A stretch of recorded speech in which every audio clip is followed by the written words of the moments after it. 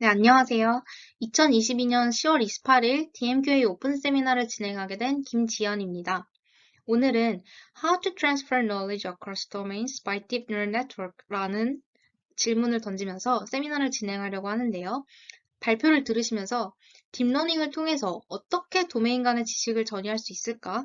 그리고 그 전에 지식과 도메인이라는 게 정확히 무엇일까에 집중해서 발표 들어주시면 감사하겠습니다.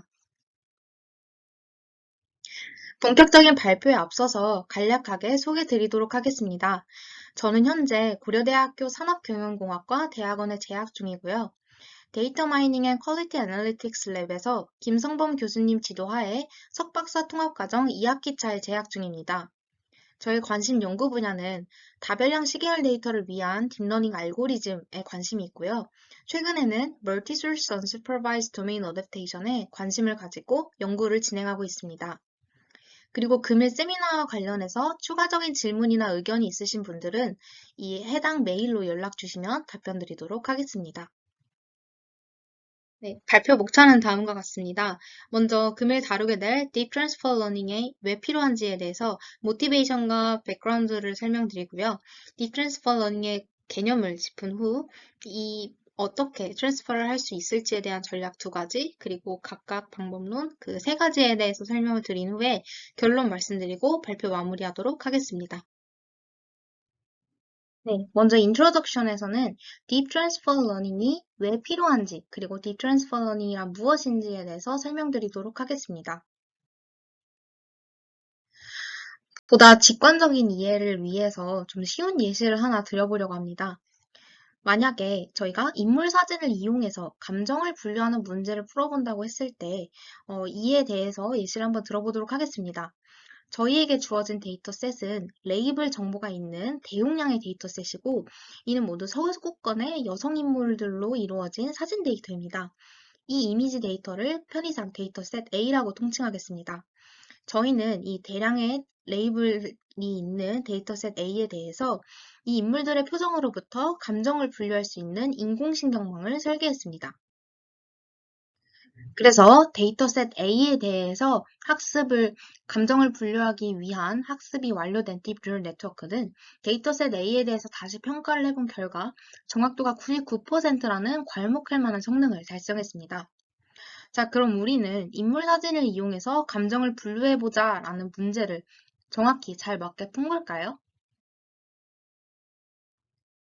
왜냐하면은 앞선 데이터셋 A는 모두 여성에 대한 데이터밖에 없었기 때문에 이러한 질문이 생길 수도 있겠죠. 성별이 다른 데이터셋을 이용해도 이 딥줄 네트워크는 정말 감정 분류를 잘 해낼 수 있을까? 좋은 예측 성능을 보일까라는 물음이 생길 것입니다. 그래서 어떤 서구권의 남성 인물 데이터셋을 들고 와서 이 데이터셋 A에 대해서 학습시킨 딥 뉴럴 네트워크에 그대로 통과시켜 보았습니다. 그랬을 때도 여전히 좋은 예측 성능을 보일까요? 확인 결과 이 딥 뉴럴 네트워크는 데이터셋 B, 즉 서구권 남성 인물 사진 데이터에 대해서는 정확도가 15%밖에 되지 않아서 큰 성능 하락을 기록한 것을 확인했습니다. 즉, 여성에 대한 데이터를 학습시킨 모델은 똑같은 여성에 대해서는 잘 예측을 했지만 남성 데이터가 들어왔을 때는 정확도가 아주 크게 내려간 것을 확인한 거죠. 그래서 이번에는 동일한 여성 인물 데이터로 실험을 진행해 보려고 합니다. 남성들이 아니라 여성 인물들에 대한 데이터셋 C를 구했는데 이 데이터셋은 A와는 다르게 서구권이 아닌 아시아권에 거주하고 있는 그런 여성 인물들에 대한 이미지 데이터를 담고 있습니다. 그렇다면 과연 우리 데이터셋 A에 대해서 우리가 학습시킨 이 딥 뉴럴 네트워크는 이번에는 데이터셋 C에 대해서 좋은 예측 성능을 보일 수가 있을까요? 확인을 해봤더니 어큐리시가 46%를 기록하면서 정확도가 50%도 채 되지 않는 것을 확인했습니다. 즉, 이렇게 인종이 달라서 생김새에 어떤 차이가 있을 경우에도 우리가 학습시킨 이 인공신경망은 그 차이에 매우 취약해서 제대로 성능이 나오지 않는 것입니다. 그렇다면 왜 이런 현상이 발생하는 걸까요? 우리에게 익숙한 기존의 머신러닝 방법론은 학습 데이터와 테스트 데이터가 같은 피처 스페이스를 가지고 이 피처 스페이스 내에서도 동일한 분포를 가져야 한다라는 좀 스트릭트한 가정을 전제로 하고 있습니다. 이를테면 이 학습 데이터는 서구권의 여성 데이터일 테고 우리가 테스트하고자 했던 그런 데이터는 뭐 남성 데이터 혹은 아시아의 여성 데이터일 것입니다. 이 남성 데이터 같은 경우는 여성 데이터와는 피처 스페이스가 조금 다를 수 있겠고 같은 여성이라 하더라도 아시아 여성 이미지는 좀 다른 분포를 가지고 있을 수 있을 것입니다. 그리고 이러한 경우 해당 데이터 하나하나를 도메인이라고 지칭을 하고 이 도메인 간의 간극을 좁히고자 하는 연구가 수행되고 있는데 그것 중 하나가 바로 트랜스퍼 러닝입니다. 저는 오늘 도메인 간의 지식을 어떻게 트랜스퍼할 수 있을까라는 주제로 세미나를 진행하고 있고, 이때 도메인이란 무엇인지에 대해서 보다 본격적으로 정의를 해보겠습니다. 일반적으로 도메인은 두 가지 요소로 이루어지고요. 첫째는 데이터의 특징을 반영할 수 있는 어떤 스페이스, 즉 피처 스페이스와 이 피처 스페이스, 데이터의 특징 공간 내에서 하나 관측치들의 그 분포, 결합 확률 분포, 이 두 가지 요소로 이루어집니다. 그렇게 해서 이 특징군과 피처 스페이스와 결합 확률 분포로 두 가지로 매핑해서 도메인을 표현을 할 수가 있고요. 이때 이 도메인은 일반적으로 source 도메인과 target 도메인으로 구분할 수 있습니다. 이 source 도메인이라고 하면은 일반적으로 우리가 모델을 학습할 때 활용할 수 있는 데이터셋이고 타겟 도메인보다 많은 수의 관측지를 가지고 있고 양질의 레이블 정보를 확보할 수 있습니다. 즉, 앞선 서구권 여성 데이터처럼 굉장히 많은 수의 대량의 레이블 정보가 있는 그런 데이터. 그래서 딥러닝의 학습이 용이한 데이터가 바로 소스 도메인이 될 수 있겠고요. 타겟 도메인은 소스 도메인과 조금 다르지만 일단 모델을 평가 시 활용할 수 있는, 즉 우리가 진짜 관심이 있는 영역을 의미하고 소스 도메인보다 데이터 수가 적고 레이블 정보가 없거나 희박하게 있다는 특징을 가지고 있습니다. 그렇기 때문에 소스 도메인과는 달리 독립적인 모델을 구축해서 성능을 평가하기가 좀 어렵다는 측면이 있고 다만 그렇지만 우리의 목표는 여기서 이 타겟 도메인에 대해서도 좋은 예측 성능을 달성하는 것이 우리의 목표입니다. 그렇다면 어떻게 그렇게 타겟 도메인에 대한 성능을 높일 수가 있을까요? 이때 이 소스 도메인과 타겟 도메인이 아예 다른 영역의 데이터가 아니라 좀 다르긴 하지만 그래도 유사한 부분이 많은 데이터라는 부분에 주목해야 합니다. 일례로 여성 이미지를 소스 도메인이라 하고 남성 이미지를 타겟 도메인이라고 하였을 때 이 두 이미지는 이미지 데이터라는 공통점과 함께 인물 사진을 다루고 있다는 공통점을 가지고 있기 때문에 근본적으로는 크게 차이가 없다라고 할 수 있는 것이죠. 이를테면 고양이를 학습해서 인간 남성의 감정 표현이 어떤지를 분류하는 그러한 태스크는 너무 엉뚱하고 서로 관련이 없는 영역이겠지만 여성의 표정을 학습해서 남성의 표정을 예측해보자라는 문제는 굉장히 그럴듯하고 이 부분에 대한 지식을 전이해서 타겟 도메인에 대한 성능을 높일 수도 있지 않을까라는 그러한 가능성을 가지게 되는 거죠. 자, 그럼 지금까지 했던 내용을 다시 한 번만 더 정리를 해보겠습니다. 우리는 언제 전이학습을 필요로 할까요? 앞선 예시처럼 우리에게는 서구권 여성의 이미지에 대한 데이터, 즉 충분한 양의 레이블된 소스 도메인 데이터가 있습니다. 그리고 감정을 분류하고자 하는 태스크에 대해서 우수한 예측 성능을 보이는 이 소스 모델을 구축하였습니다. 그리고 남성 이미지나 아시아 여성 데이터가 있고 여성 데이터, 즉 타겟 도메인 데이터가 있는데 이 데이터는 양이 그렇게 많지 않고 그리고 레이블 정보가 한정적이라서 독립적으로 딥러닝 모델을 구축하기가 조금 어려운 상황입니다. 그렇다고 했을 때 이때 우리는 같은 인물 사진 데이터인 이 소스 도메인에 대해서 학습된 이 소스 모델을 그대로 가져와서 타겟에 대한 태스크를 수행해 보려고 했는데 이것이 잘 되지 않았음을 확인했습니다. 그 이유는 데이터의 도메인이 달랐기 때문인데요. 그리고 앞에서 뭐 구체적인 설명은 드리지 않았지만 도메인마다 뭐 클래스 불균형이 서로 다른 양상으로 나타난다거나 혹은 그래서 뭐 예측값의 조건부 분포가 달라질 수도 있을 테고 풀고자 하는 태스크가 뭐 바이너리와 멀티 클래시피케이션으로 조금 다른 경우에도 이렇게 직접적으로 전이하는 것은 효과가 그렇게 좋지 않습니다. 그래도 우리의 목표는 그럼에도 불구하고 타겟 도메인에 대해서 좋은 예측 성능을 보이고자 하는 것이고 이때 소스 도메인의 그 지식을 조금 활용을 해보고 싶은 것입니다.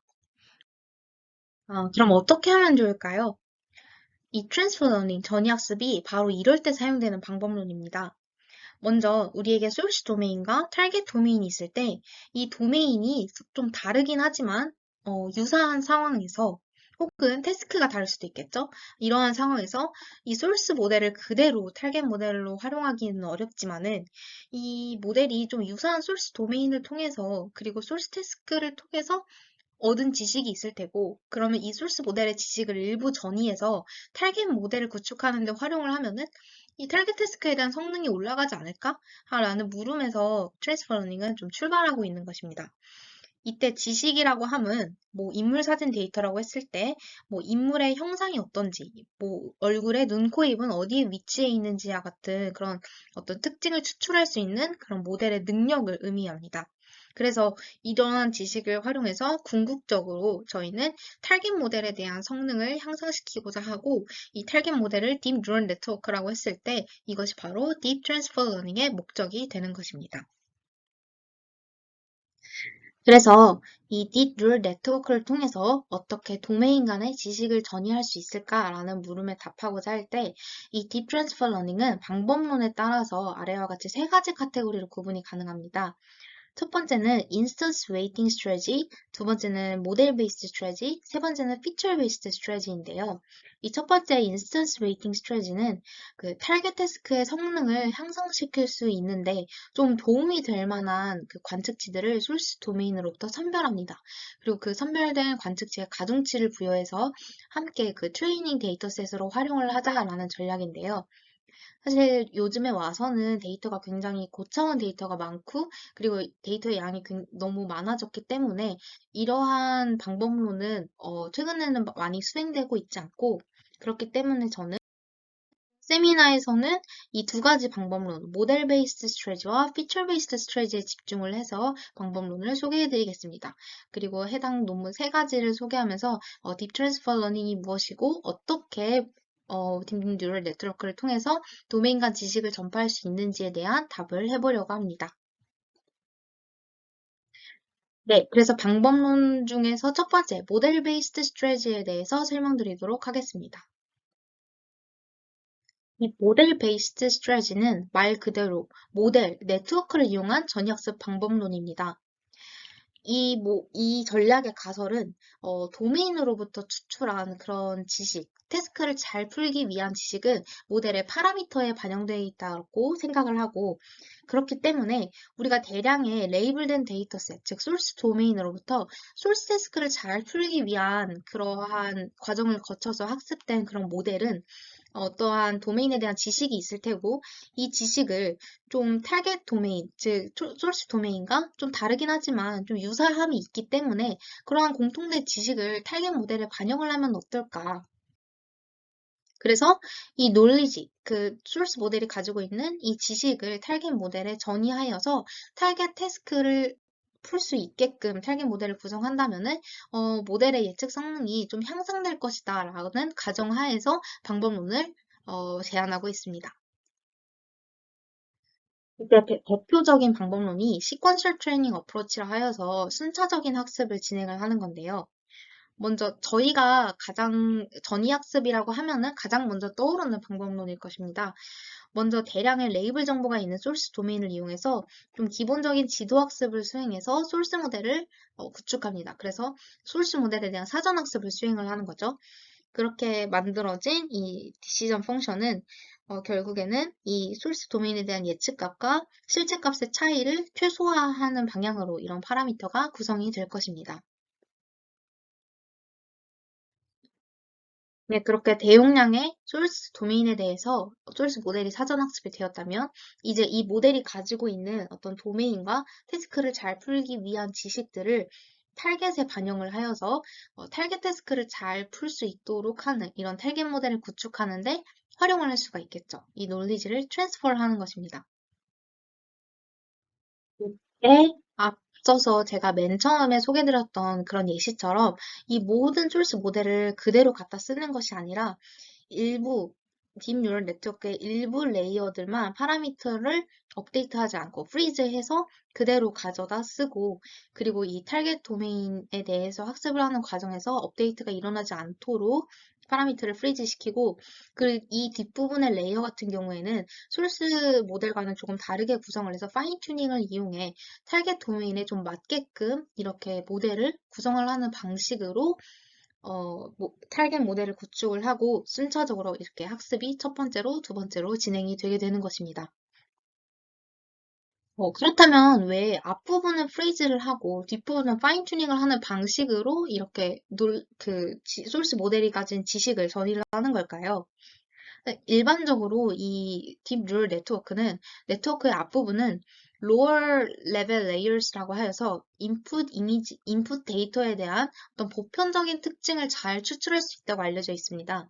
그리고 네트워크의 뒷부분 같은 경우에는 higher level layers라고 하여서 좀 더 구체적인 고수준의 데이터의 특징을 잘 나타내는 그렇게 함으로써 우리가 직접 풀고 싶은 그 태스크의 스페시픽한 레프레젠테이션을 잘 추출할 수 있다라고 알려져 있었습니다. 그렇기 때문에 만일 네트워크 내 그런 표현 벡터들이 제너럴하다면, 즉 도메인의 좀 보편적인 특징들을 추출을 한다면은 이렇게 유사한 도메인에서 해당 특징들을 활용을 할 수가 있겠죠. 그러나 좀 태스크 스페시픽한 레프레젠테이션은 좀 타겟 태스크에 맞춰서 네트워크 구조를 미세 조정할 필요가 있는 것입니다. 이를테면 이미지 데이터라고 했었을 때 여성이든 남성이든 눈, 코, 입이 어디에 있는지, 그리고 사람의 얼굴 자체가 형상이 어떻게 생겼는지에 대한 것은 남성이든 여성이든 상관이 없기 때문에 이런 제너럴 레프레젠테이션은 그대로 같이 함께 활용할 수가 있을 테고, 다만 정말 이게 뭐 여성인지 남성인지를 좀 하이 레벨로 구분을 하는 부분은 뒷 레이어가 그런 레프레젠 표현을 잡아내기 때문에 이 부분은 타겟 도메인에 맞춰서 파인 튜닝을 하자라는 것입니다. 그렇게 되면은 소스 모델에 대한 지식을 좀 효과적으로 얻으면서도 이 타겟 태스크를 수행하는 데 있어서 적합한 구조의 새로운 네트워크를 만들어낼 수가 있겠죠. 네, 그렇게 해서 만들어진 최종적인 타겟 모델은 다음과 같이 표기가 되겠죠. 결국에는 예측값과 실제값의 차이를 최소화하는 방향으로 파라미터가 업데이트 되는 것은 마찬가지인데, 다만 이 타겟 모델에 대한 그 파라미터는 해당 세타에 대해서 초기화되었거나 프로즌 되어 있다라고 표기가 되어 있습니다. 그럼 이것은 무엇이냐?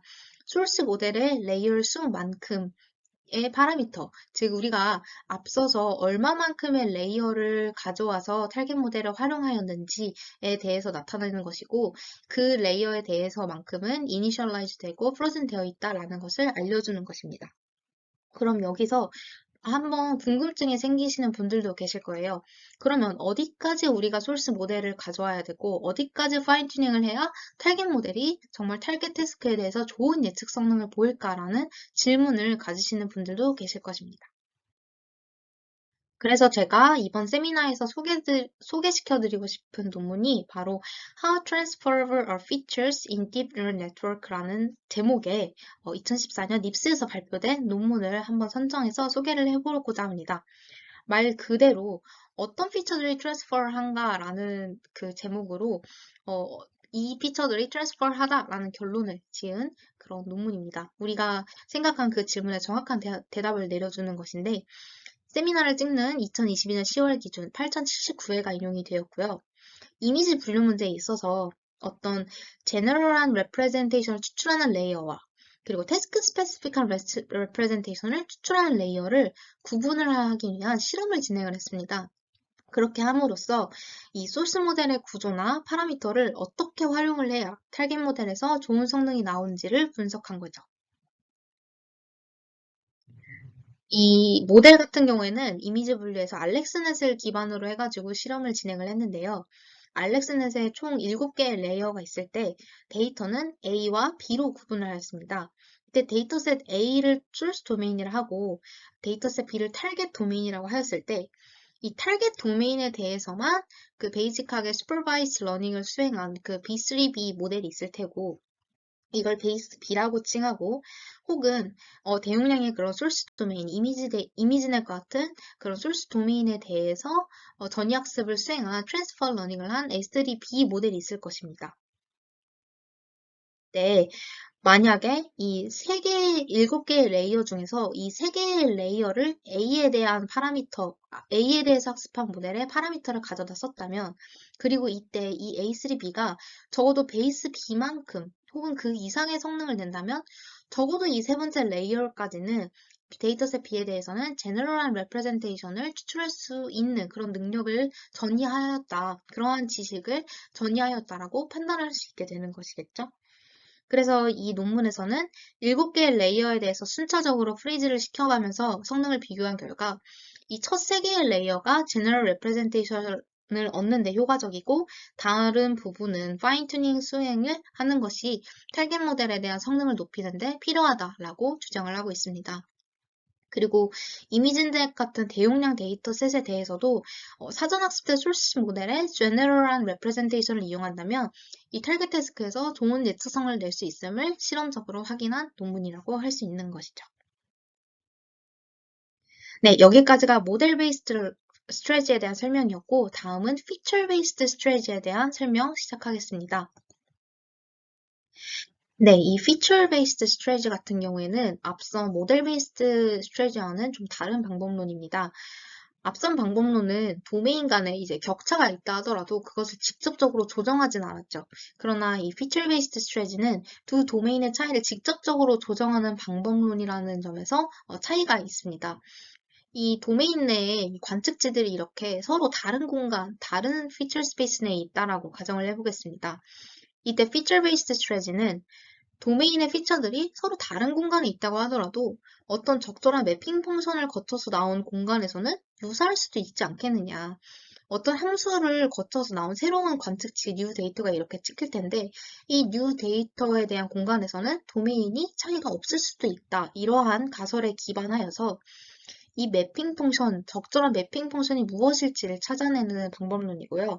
그래서 이 태스크에 대한 성능은 높이면서도 도메인 간의 차이는 좁히는 그 두 가지 목적을 가지고 학습을 한다면 이 매핑 펑션을 찾는다면은 타겟 태스크에 대한 성능을 높일 수 있다라고 생각을 하고 있습니다. 왜냐하면은 이 태스크 성능을 높이면서도 도메인 차이가 구분되지 않는다고 했을 때 그렇게 된다면은 태스크가 만약 같은 경우에는 이 소스 모델의 구조를 그대로 이용을 해도 이 매핑 펑션을 거친 이 뉴 데이터 리프레젠테이션을 이용한다면 타겟 태스크도 같이 함께 성능이 높아질 수 있기 때문에 이러한 함수를 찾는 것이 매우 중요하다라고 여기고 있는 거죠. 그래서 이 도메인을 좁히고자 하는 방법론은 두 가지로 나눌 수가 있고 첫 번째가 직접적으로 도메인 간 거리를 계산하는 discrepance based와 두 번째로는 적대적 학습 방법으로 adversarial based로 나눌 수가 있습니다. 네, 무엇에 대해서 적대적인지는 좀 뒤에 구체적으로 설명을 드리도록 하겠습니다. 근데 이때 이 매핑 펑션이 무엇인지 좀 이 용어가 생소하신 분들도 계실 텐데요. 결국엔 직관적으로 이 기능에 대해서 얘기를 해보면은 어떠한 데이터가 있었을 때, 고쳐한 데이터가 있을 때 이를 어떤 새로운 실수값으로 대응시켜주는, 매핑시켜주는 그런 함수의 기능을 하고 있는 것이라고 이해를 해주시면 될 것 같습니다. 그때 이 딥 트랜스퍼 러닝에서는 딥러닝의 구조를 사용하기 때문에 결국 오리지널 데이터가 들어왔을 때 그것을 새로운 레프레젠테이션 벡터 값으로 산출시켜 줄 수 있는 인코더 내지는 뭐 네트워크가 바로 딥 트랜스퍼 러닝의 매핑 펑션이 될 것이고요. 그래서 이 네트워크를 어떻게 이 피처 익스트랙터 내지는 뭐 그 피처 익스트랙터 내지는 인코더를 어떻게 잘 학습시킬지가 딥 트랜스퍼 러닝의 목적이 될 것입니다. 뭐 이를테면은 CNN이라고 했을 때 CNN도 오리지널 데이터를 이미지 데이터라고 했을 때 이미지 데이터를 CNN을 통과해서 거치면은 피처 맵이라는 하나의 새로운 그런 레프레젠테이션으로 우리가 그 아웃풋을 산출할 수가 있겠죠. 그러면 이제 CNN도 하나의 새로운 매핑 펑션으로서도 이제 기능을 할 수가 있는 것입니다. 그리고 이 피처 베이스드 스트레이지에서는 이 매핑 펑션을 아까 도메인의 차이를 직접적으로 조정한다고 말씀을 드렸죠. 그래서 이 네트워크 단에서 도메인을 조정하는, 즉 도메인 어댑테이션을 수행하는 그러한 테크닉들이 많이 들어가게 됩니다. 제가 주제는 딥 트랜스퍼 러닝으로 잡았지만은 결국에는 이 피처 베이스 스트래티지 내에서는 도메인 어댑테이션이라는 하나의 분야와 매우 유사하고 혹은 이 도메인 어댑테이션이 이 딥 트랜스퍼 러닝의 한 갈래라고 말씀드릴 수 있을 것 같아요. 그래서 도메인 어댑테이션에서도 관심이 생기시는 분들이 계실 텐데 저희 연구실에서도 도메인 어댑테이션에 관련한 세미나가 최근에 2개가 진행이 된 바 있습니다. 이 김태현 연구원님이 진행해주신 딥 도메인 어댑테이션이라는 세미나는 딥러닝을 사용한 도메인 어댑테이션 방법론들에 대한 개요를 아주 잘 설명을 해주셨고, 이민정 연구원님이 설명을 해주신 것은 이 딥 도메인 어댑테이션 중에서도 unsupervised 도메인 어댑테이션이라고 하여서 타겟 도메인에 레이블 정보가 아예 없는 경우를 상정한 그런 도메인 어댑테이션 방법론에 대해서 이민정 연구원님이 아주 잘 설명을 해주셨기 때문에 관심이 있으신 분들은 해당 세미나를 꼭 참고해서 봐주시면 감사하겠습니다. 그래서 Feature Based Strategy의 구체적인 어프로치를 한번 살펴보겠습니다. 첫 번째는 Discrepancy Based Approach라고 하여서 두 도메인 간의 그 분포 차를 직접적으로 계산해서 그 거리를 조정해주는 방법론입니다. 이 방법론의 가설은 이 매핑 펑션, 즉 딥러닝에서는 어떤 인코더, 피처 익스트레이터를 통해서 나온 이 표현 벡터가 그 태스크에 대한 리스크는 낮지만, 즉 우리가 뭐 수행해야 되는 클래시피케이션에 대한 성능은 굉장히 좋지만, 리스크가 낮아서 성능은 좋지만 이 도메인 간의 차이에는 좀 강건한 레프레젠테이션을 학습을 할 수 있는 그러한 피처 익스트랙터를 만든다면은 이 소스 모델의 지식을 활용해서 타겟 모델의 예측 성능을 향상시킬 수 있을 것이다 라는 가설에 기반을 하고 있습니다. 그렇게 해서 이렇게 매핑 펑션은 소스 도메인과 타겟 도메인 모두 동일한 피처 익스트랙터를 그 파라미터를 이제 쉐어링함으로써 동일한 익스트랙터를 사용하게 되는 것이고요. 이렇게 해서 산출한 어떤 레프레젠테이션 새로운 벡터 값이 있을 때 이 2개의 데이터가 처음에는 이제 그 분포의 차이가 있겠죠. 그것을 도메인 시프트라고 하는데 이 도메인 간의 차이를 최소화시킴으로써 그러한 레프레젠테이션을 결과적으로는 학습시킬 수 있게 만들게 되는 것입니다. 그러면은 결과적으로는 로스 텀이 어떻게 구성이 되느냐. 우리는 어쨌든 이 소스 도메인을 가지고 처음에는 이 태스크에 대한 성능을 높일 수 있는 방향으로 학습을 하기 때문에 소스 리스크를 최소화할 수 있도록 이게 로스 텀이 하나 구성이 될 테고, 그리고 이 도메인에 대한 그 차이를 최소화해야 하기 때문에 이 도메인에 대한 로스가 텀이 붙어서 최종적인 로스 텀이 구성이 될 것입니다. 그렇다면 이 도메인 시프트를 최소화하는 방법을 discrepancy based approach에서는 어떻게 하느냐? 서로 다른 도메인 간의 이 representation 사이의 거리를 계산한다라고 말씀드렸습니다. 이 거리, 즉 차이를 계산하는 방법은 굉장히 여러 가지가 있는데요. 매우 대표적인 방법로는 뭐 MMD, Maximum Mean Discrepancy에 대해서 설명을 드리도록 하겠습니다. 이 maximum mean discrepancy는 이 벡터 값의 평균을 계산하여서 이 평균의 차이가 최소화되도록 하는 그런 방법론이고, 그 거리를 통해서 그 데이터의 분포 간의 불일치성을 정량적으로 평가할 수 있기 때문에 저희가 잘 알고 있는 그 겐이라는 모델의 평가 속도로도 활용되는 매트릭이라고 할 수 있겠습니다. 만일 우리가 이 도메인 간의 시프트를 최소화하기 위해서 MMD를 사용했다면 도메인에 대한 로스는 다음과 같이 구성이 되겠죠. 즉, 소스 도메인의 데이터와 타겟 도메인의 데이터 간의 그 MMD, 즉 그 분포차 평균 거리 차이를 계산을 해서 이를 최소화시키는 방향으로 우리는 학습을 하게 될 테고, 이때 이 람다 값의 경우는 이 도메인 시프트를 얼마나 조정할지를 결정해주는 하이퍼 파라미터가 될 것입니다. 그래서 앞서 설명드린 방법론을 적극적으로 활용한 논문이 하나 있는데요. 바로 2014년 아카이브에 기재된 Deep Domain Confusion Maximizing for Domain Invariance라는 페이퍼입니다. 2022년 10월 기준 2058회 인용이 되었고, 도메인 간의 차이를 MMD를 통해서 계산을 하였고, 또 한편으로는 소스 클래시파이어에 대한 리스크를 최소화함으로써 결과적으로는 타겟 태스크의 예측 성능을 향상시키고자 목적을 두는 방법론을 제안하였습니다. 이 페이퍼를 선정한 이유는 사실 이 데이터의 매핑 펑션을 사용해서 이 디스크리펜시 베이스드 방법론을 사용해서 트랜스퍼 러닝을 한 것은 이전에도 계속 수행되어 왔지만 이 논문에서는 그 매핑 펑션으로서 딥러닝, CNN을 이용하였기 때문에 이때 이 딥러닝을 이용했을 때 괄목할 만한 성능을 도출했다는 점에서 컨트리뷰션이 강한 논문입니다. 그래서 모델의 전반적인 프레임워크는 다음과 같은데요. 이렇게 소스 도메인에서 레이블이 있는 이미지 데이터가 있고 타겟에서는 레이블이 없는 이미지 데이터가 있다고 했을 때 모델을 이렇게 쭉 가서 레이어를 타고 산출된 그 레프레젠테이션을 이용한 어댑테이션을 활용하는 부분이 바로 여기 있습니다. 이 어댑테이션 레이어를 추가해서 도메인 간의 그런 분포가 차이가 나는 것을 방지해주는 어댑테이션 기능을 수행을 하는데요. 이 레이어를 통해 이 분포가 서로 달랐지만은 서로 조정되고 있는 것을 볼 수가 있습니다. 동일해지고 있죠. 앞선 그 스크래치 맵이랑 아주 비슷하게. 그래서 이 어댑테이션 레이어의 또 하나의 순기능은 우리가 앞서서 사실 도메인에 대한 격차를 최소화하는 것뿐만 아니라 태스크에 대한 성능을 높이기 위한 로스 텀도 함께 있다고 말씀을 드렸습니다. 이때 이 레이블이 있는 이미지, 즉 소스 도메인에 대한 클래시피케이션 로스를 계산할 때 이 어댑테이션 레이어는 소스 클래시파이어가 이 소스 도메인의 분포에 너무 과적합되지 않도록 그것을 방지해주는 역할을 하기도 합니다. 그래서 이제 이 모델의 구조를 타겟 도메인에도 그대로 활용을 할 때 있어서 좋은 성능이 나올 수 있도록 하는 거죠. 이때 이 어댑테이션 레이어가 왜 이 부분에 위치를 하고 있느냐, 왜 네트워크의 끝단의 위치에 있느냐에 대해서는 저자들이 실험적으로 한번 어블레이션 스터디 해본 결과 여기에 위치하는 것이 가장 성능이 좋았다라고 밝히고 있고요. 결국 이 도메인 로스, 이 어댑테이션 레이어를 통해서 계산되는 이 도메인 로스와 소스 도메인을 이용해서 계산된 클래시피케이션 로스를 합쳐서 최종적인 파이널 로스를 계산할 수 있을 것입니다. 앞서 보여드렸던 그런 제너럴한 오브젝티브 펑션이랑 매우 유사하죠.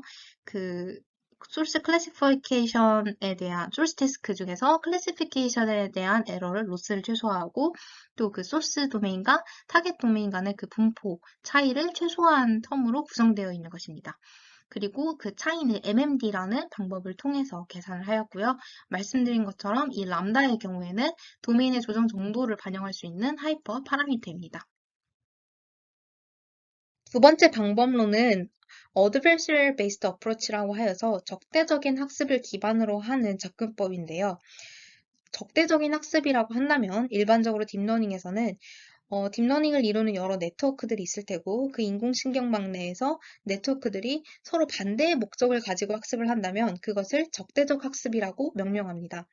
그렇다면 이 딥 트랜스퍼 러닝에서는 어떤 네트워크들이 어떤 목적을 가지고 학습을 할까요? 일단 이 스케치맵을 보면은 전반적인 모델 구조가 아까 디스크리펜스 베이스드 어프로치랑 크게 달라 보이지가 않습니다. 근데 이 Adversarial Based Approach에서는 여기에 도메인 디스크리미네이터라는 추가적인 분류기를 하나 더 달아서 모델의 구조를 완성시키고요.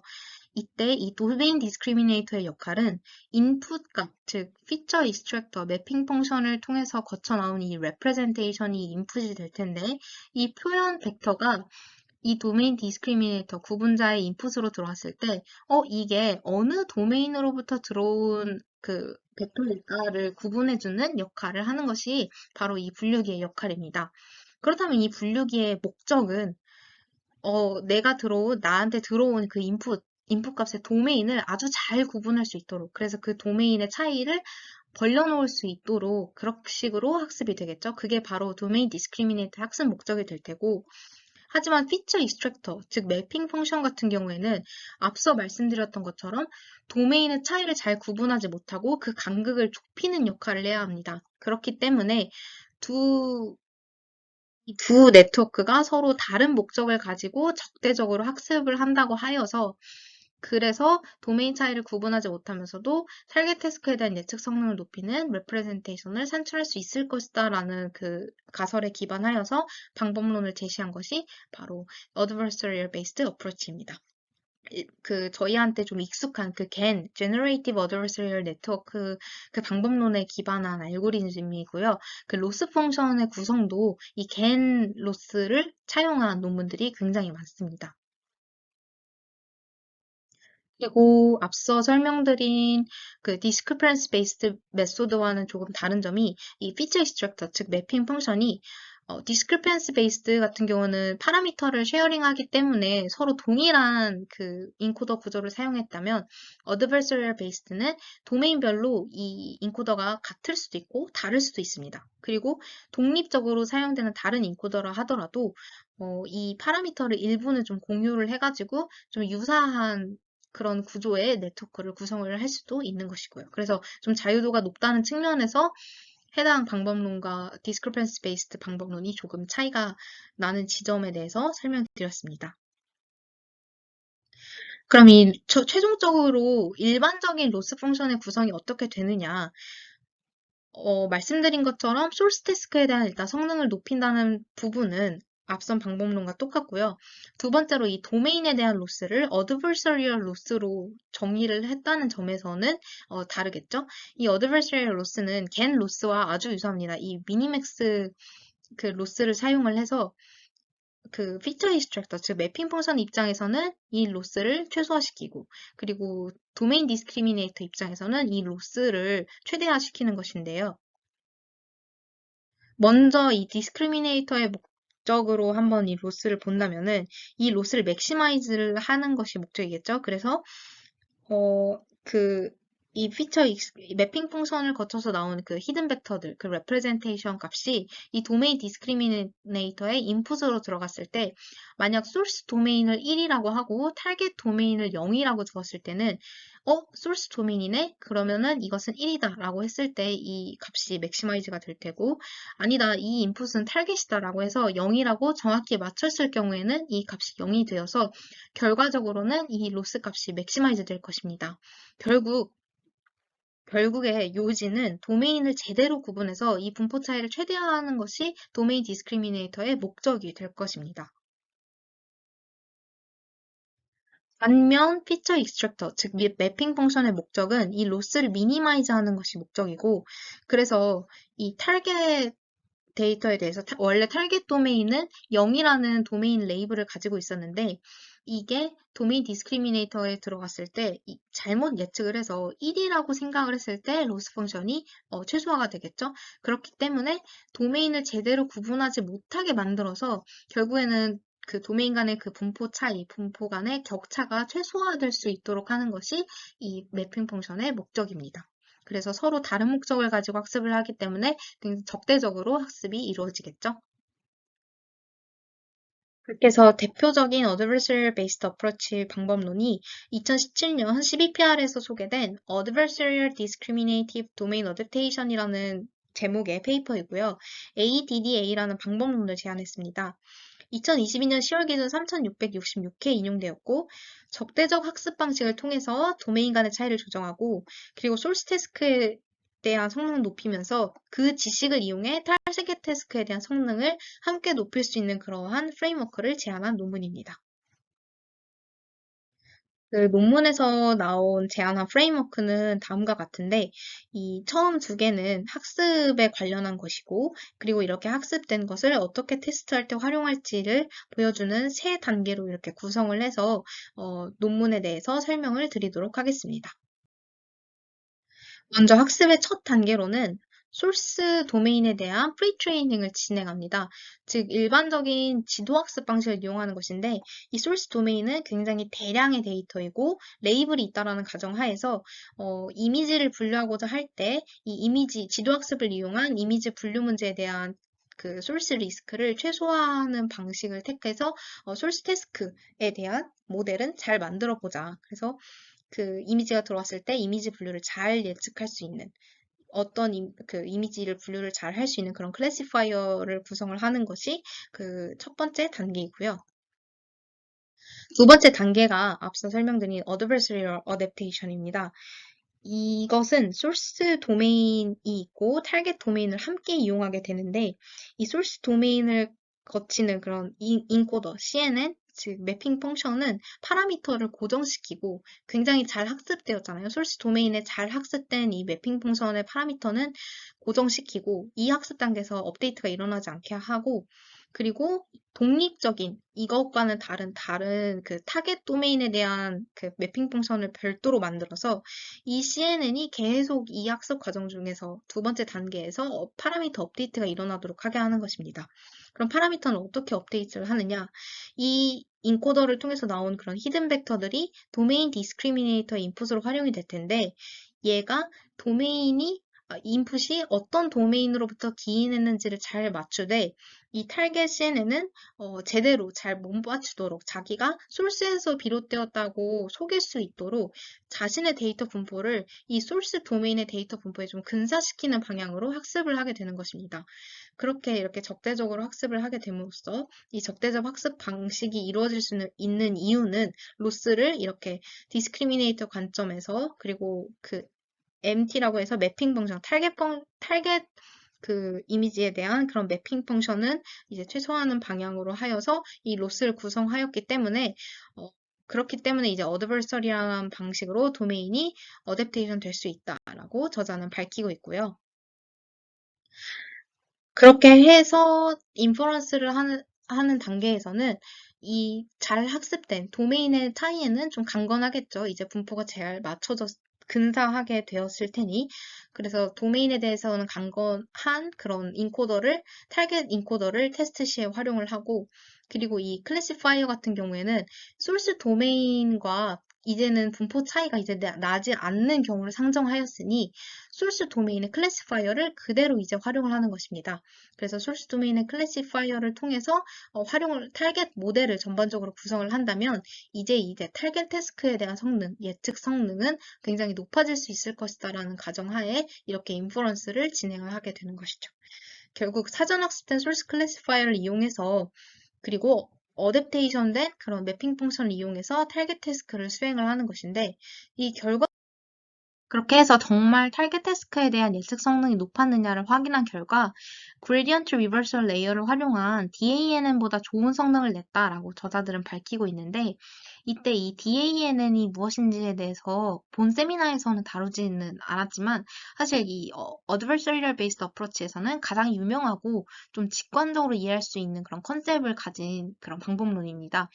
그래서 이 세미나에서 다루지 않은 이유는 이미 앞서 소개해드린 그 도메인 어댑테이션 관련 세미나에서 두 연구원분들이 모두 이 해당 모델에 대해서 아주 잘 설명을 해주셨기 때문에 관심이 있으신 분들은 꼭 이 세미나를 참고해서 이게 여기서는 어떤 구조로 적대적으로 학습을 하고 있는지, 그래서 어떻게 도메인 간의 격차를 줄이고 있는지에 대해서 알아보시면 될 것 같습니다.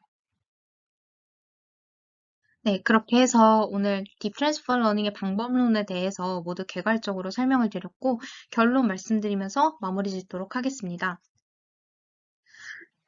오늘 세미나에서는 대표적인 딥 트랜스퍼 러닝 방법론들에 대해서 살펴보고 그 특징들을 하나하나 파악했습니다.